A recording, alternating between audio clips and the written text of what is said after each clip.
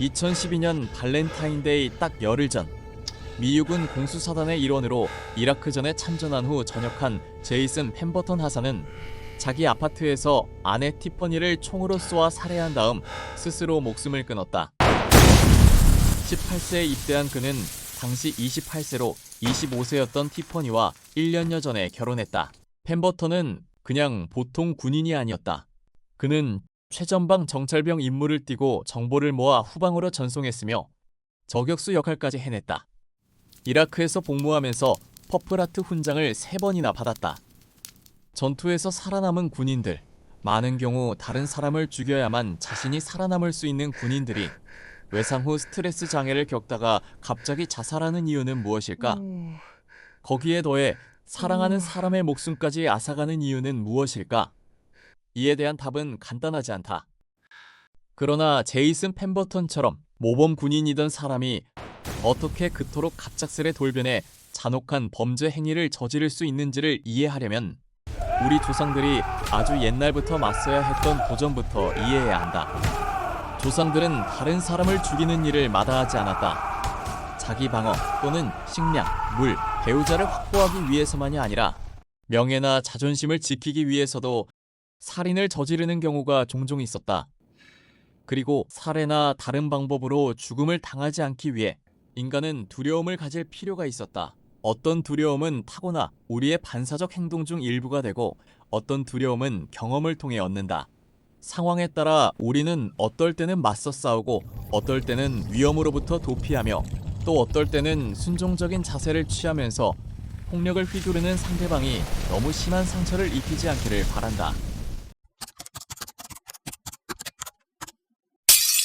그런데 우리 조상들이 어떻게 하면 죽음을 피할 수 있는지를 알고 학습하고 기억하도록 도운 바로 이 두려움에 기초한 메커니즘은 상당한 부작용을 가지고 있다. 그로 인해 불안증, 공포증, 심지어 자살에 이르기까지 하기 때문이다. 우울증도 마찬가지다. 그리고 세상이 점점 더 안전해지면서 혜택과 부작용 사이의 균형이 변화했다. 현대 미국 성인 10명 중 1명은 우울증을 앓고 있으며 매년 4만 명이 스스로 목숨을 끊고 있다. 오늘날 미국에서 자살로 사망하는 사람 수는 살해당하거나 전투 중 사망하는 수의 2배에 달한다. 구석기 시대에 우리를 보호했던 타고난 행동이 더 많은 죽음을 낳는다는 사실은 역설이 아닐 수 없다. 그리고 세상이 도전으로 넘쳐나던 공식적 환경에서 벗어나 문명 사회로 변화하면서 이 문제는 갈수록 심각해질 수밖에 없었다.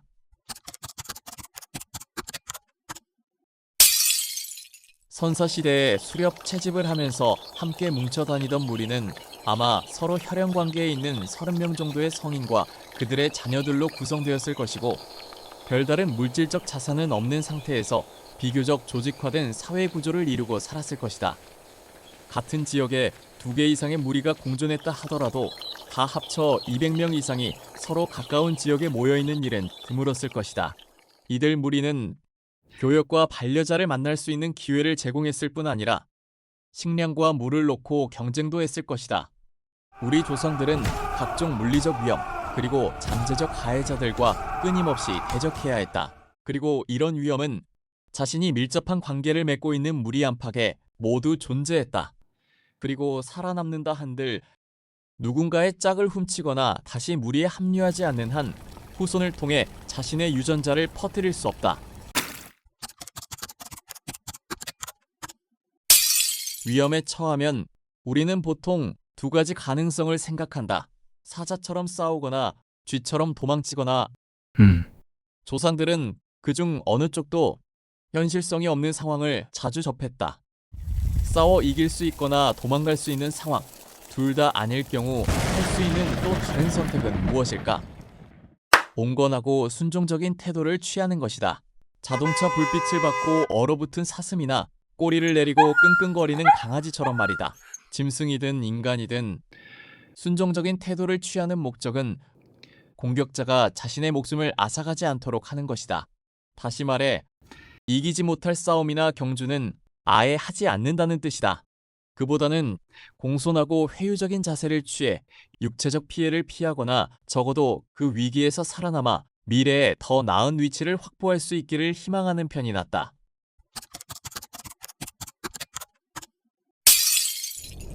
1991년 알프스 티롤 지방에 녹아내리는 빙하 속에서 아이스맨 웨치의 시체가 발견되었다.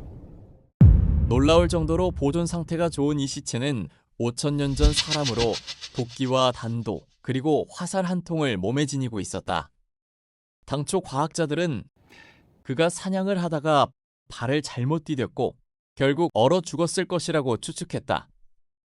하지만 X선 촬영을 해보니 어깨에 박힌 화살촉이 발견되었다. 법의학적 분석을 더 해본 결과 아물지 않은 상처 여러 개와 함께 그의 화살과 단도, 옷에 적어도 4명의 피가 묻어 있다는 사실이 밝혀졌다. 우리는 그가 정확히 어떻게 죽었는지 모르지만 평화롭게 죽지 않았다는 것만은 확실하다. 1999년 미국 워싱턴주 콜럼비아 강둑에서 9,400년 전에 살았던 캐노잉맨이 발견되었다. 그의 뼈들을 분석해보니 골반뼈에 투척형 돌무기가 박혀 있었고 그 주변 뼈도 골절이 되어 있었다.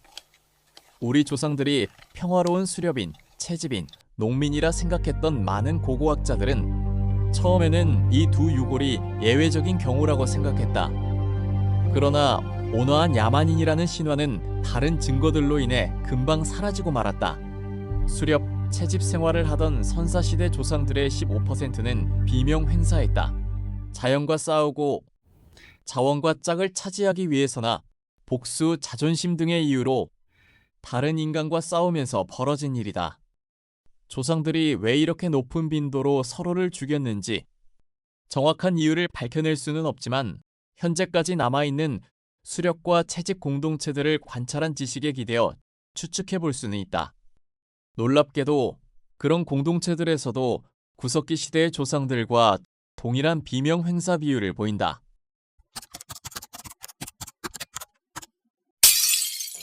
예를 들어 파라과이의 아체이족은 근처 무리들끼리 일상적으로 치르는 몽둥이 싸움 의례로 두개골 골절이 잦고 그로 인해 죽음에 이르는 경우가 많다.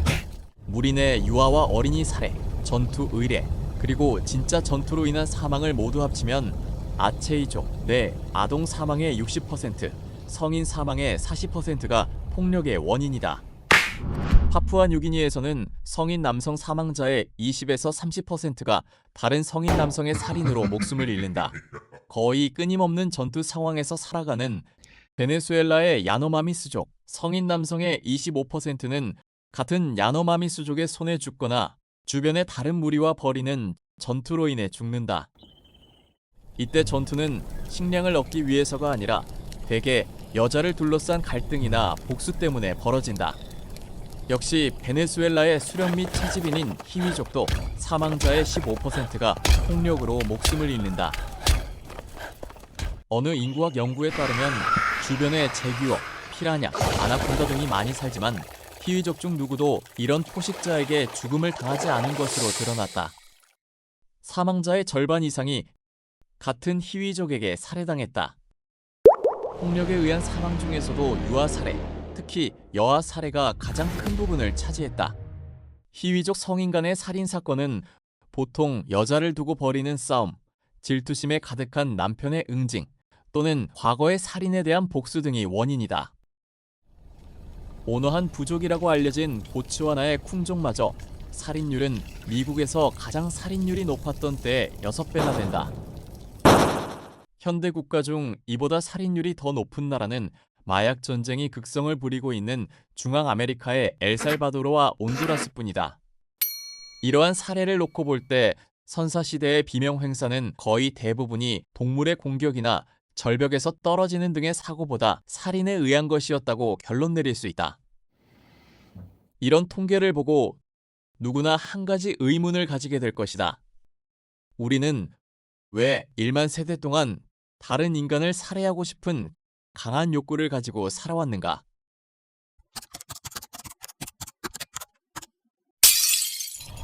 심리학자인 데이비드 버스와 조슈아 던틀리는 살인을 저지르는 능력은 구석기 시대부터 보존되고 신장되어 온 진화의 자산이라고 주장한다.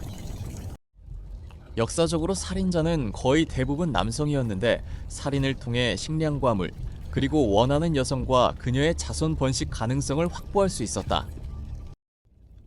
살인은 또 사회의 위상을 유지, 신장하거나 명예를 지키는 수단인 동시에 주도권을 과시함으로써 거두는 2차적 혜택을 누리는 일을 가능케 했다. 우리가 지금 여기 있는 것은 조상들이 싸우지 않아서가 아니라 싸워서 이겼기 때문이다. 다시 말해 우리는 살해당한 사람들이 아니라 살인을 저지른 사람들의 자손이다. 간혹 우리 조상들은 다른 방법에 의존해 살아남기도 했다. 도주하고 협상하고 그리고 순종적인 태도를 취하는 방법 말이다. 그리고 이 모든 본성은 우리 DNA 어딘가에 새겨져 있다. 그러나 한 가지는 확실하다. 구석기 시대의 주도권을 잡았던 사람들은 온유한 자들이 아니었다는 사실. 그리고 적어도 아직까지는 온유한 자들의 자손이 이 땅을 물려받지 않았다는 사실이다.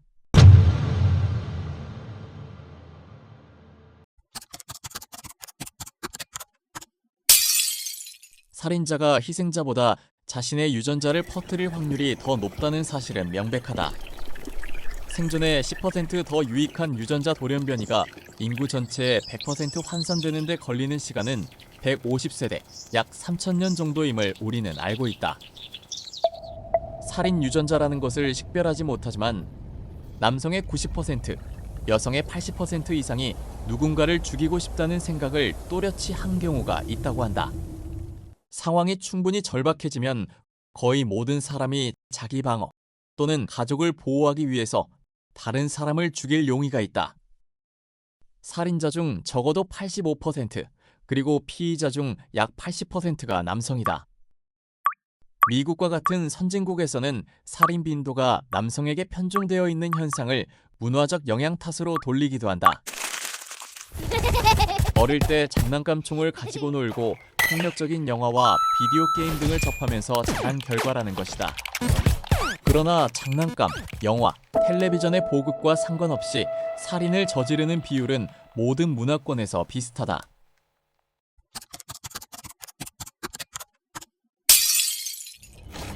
진화의 관점에서 보면 남성은 자원을 확보하고 경쟁자의 위협을 줄이고 공격을 방어하기 위해 또는 우월성을 입증해 예상되는 공격을 미리 차단하기 위해 다른 남성을 죽였을 확률이 높다.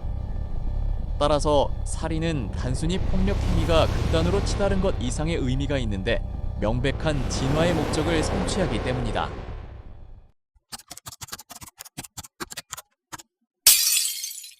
남성은 또 여성도 살해한다.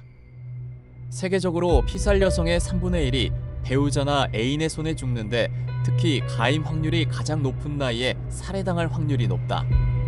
그 중에서도 남성이 자기 짝인 여성을 다시는 되찾을 수 없다는 확신이 들 때 사건이 벌어지는 경우가 많다. 또 다른 살해 형태는 유아 살해다. 유아 살해는 자원이 부족한 상황에서 이미 상당한 노력을 투자한 다른 아이들에게서 자원 내 약한 아이에게 돌리지 않으려는 여성이 저지르는 경우가 많다.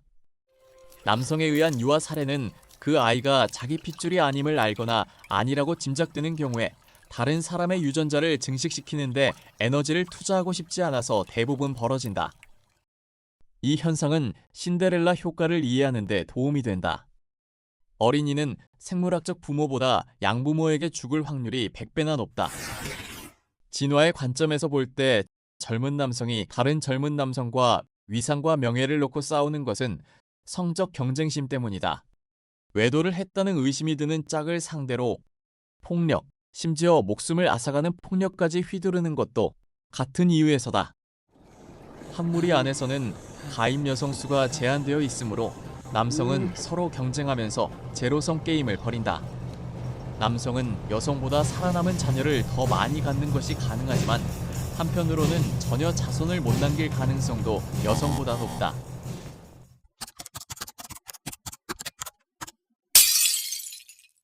남성의 공격성은 많은 부분 남성 호르몬인 테스토스테론의 영향을 크게 받는다. 테스토스테론은 근육을 만드는 데도 관여하는데 스트레스를 받을 때 분비되는 스테로이드 호르몬인 코르티솔과는 구별해야 한다. 여러 연구에 따르면 남성이 매력적인 여성을 보거나 육체적 경쟁 상태에 들어가면 테스토스테론의 수치가 급증한다. 그 상태에서는 경쟁에서 정말 이기려 하는지, 그냥 자신의 능력을 뽐내는 데서 그치려 하는지에 상관없이 더 쉽게 위험을 감수하려는 경향이 생긴다. 결혼한 남성은 테스토스테론 수치가 줄어든다. 더 이상 여성을 찾아 공격적으로 경쟁하지 않아도 되고, 약간 더 차분해지는 것이 배우자나 아버지로서 더 낫기 때문이라고 추측된다. 그러나 줄어든 테스토스테론 수치와 가정에서 책임감 있는 태도는 다른 면에서 문제를 일으킬 수 있다. 예를 들어 남성 프로 테니스 선수들은 결혼을 기점으로 그 전 1년보다 그 후 1년의 성적이 더 부진한데 반해 결혼하지 않은 같은 나이의 선수들은 그 기간 동안 성적이 떨어지지 않는다. 살인 능력도 생존 가능성을 높여주지만 살해당할 위험을 상당히 낮추는 것 역시 마찬가지 역할을 한다. 마치 서로 밀접한 관계가 있지만 반대되는 두 본능 사이의 군비 경쟁과 같다. 자신과 자기 유전자의 생존율을 높일 가능성이 있을 때 살인을 저지르는 것과 같은 목적을 이루기 위해 머리를 써서 죽음을 피하는 것 사이의 선택 말이다. 우리 뇌는 체중의 2%밖에 되지 않지만 열량의 17%를 소비한다. 거기에 더해 생물학자들은 우리 유전자 중 절반이 뇌의 기능에 영향을 준다고 추정한다. 몸의 다른 어느 기관보다 높은 비율이다.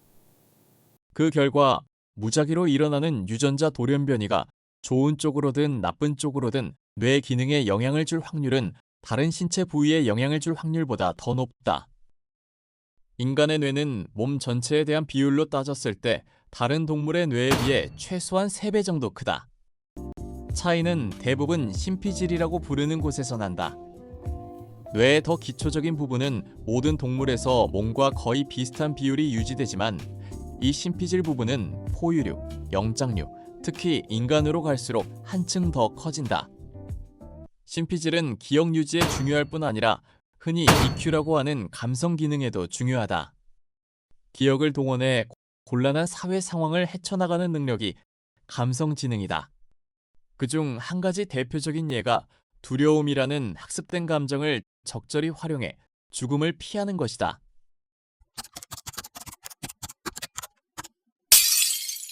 기억에 대한 우리의 이해는 아직 비교적 초보 단계지만 선구적인 연구 덕분에 수수께끼가 서서히 풀리고 있다. 이제 우리는 기억이 처음에는 아마 양쪽에 위치한 측두엽 깊숙한 곳에 저장된다는 사실을 안다. 그런 다음 기억은 뇌의 다른 곳들로 분산되어 저장되는데 이 과정에서 측두엽의 해마는 문서 정리원 역할을 할 뿐 아니라 어떤 기억이 필요할 때 찾아내는 검색 엔진 역할도 한다. 기억을 부호화하는 뇌 부위를 인공적으로 자극해 거짓 기억을 만들어내는 일까지 가능하다. 저장했던 기억을 꺼내왔을 때 그 기억은 완벽하지 않다. 너 기억 같은 왜곡됐어. 사건을 조금씩 아니, 달리 그건 기억한 네가 잘못 본 사람들이 거야. 정확히 기다려, 이 사진 어떻게 좀 봐. 일이 내가 눈으로 벌어졌는지를 본 걸 왜 두고 못 믿어? 말다툼을 벌이는 것은 그건 상황이 이런 다르잖아. 이유에서다. 증거를 봐야지. 기억을 회수할 때 우리는 머릿속에서 그 기억을 강화하거나 정확성에 의문을 제기하기도 하고 심지어 그 후 일어난 가설들의 영향을 받아 기억을 수정하기도 한다. 그러나 완벽하지 않을지는 모르지만 우리는 무섭거나 위험한 상황에 대한 기억은 잊지 못하며 그에 따른 두려움은 우리가 미래에 그런 상황을 피하거나 처리하는 방법에 영향을 끼친다. 다른 극단에는 우리가 학습하지는 않았지만 본능적으로 아는 것들이 있다. 우리는 진화를 통해 얻은 생존 형질들에 기초한 뼛속 깊이 새겨진 왕성한 두려움 모듈을 선천적으로 타고나는데 이것은 의식적 행동 제어 능력의 지배를 거의 받지 않는다. 어린아이들도 뱀과 거미는 무서워한다. 하지만 그보다 더 흔하고 심각한 피해를 줄 수 있는 현대 문명의 위협인 총이나 전기 콘센트는 두려워하지 않는다. 뼈에 새겨진 선천적 두려움은 너무나 강해 뱀이나 환한 얼굴이 든 그림만 봐도 심장 박동수가 눈에 띄게 올라간다. 심지어 그 이미지가 몇백 분의 1초 만에 스쳐 지나가 의식적 기억을 하지 못하는 경우조차 이런 반응을 보인다. 의식적 학습과 내재적 본능이라는 두 극단 사이에는 조건화라는 흥미로운 현상이 존재한다. 육체적 해를 끼치는 위협과 관련 있는 기억은 무엇이든 두려운 반응을 일으키는 현상을 말한다. 개에게 먹이를 줄 때 항상 종을 울렸더니 결국 먹이를 주지 않고 종소리만 들려주어도 개가 침을 흘리게 되었다는 것으로 잘 알려진 파블로프의 실험과 원칙은 동일하다. 다음과 같은 실험을 떠올려보자. 우리는 전기단자에 연결된 일련의 그림을 보게 된다. 보통 때라면 보고 기분이 좋아졌을 꽃 그림이지만 이 실험에서는 꽃 그림을 볼 때마다 전기 충격을 받는다. 꽃을 두려워하도록 학습되기까지는 오래 걸리지 않는다. 이 실험은 반대로도 작용해 같은 꽃 그림을 반복적으로 보여주며 전기 충격을 가하지 않으면 두려움이 없어진다. 그런데 같은 형태의 충격이 뱀이나 거미의 그림과 짝지어지면 두려움 반응은 훨씬 강하게 나타나며 충격을 멈추더라도 이 두려움 반응을 없앨 수 없다. 이러한 실험은 두려운 감정 역시 어떤 것은 본능적으로 타고나고 어떤 것은 의식적으로든 무의식적으로든 학습된다는 사실을 증명한다. 모든 두려움을 직접 경험하거나 의식적인 학습을 통해서만 습득할 수 있다면 우리 조상들은 거의 대부분 살아남지 못했을 것이다.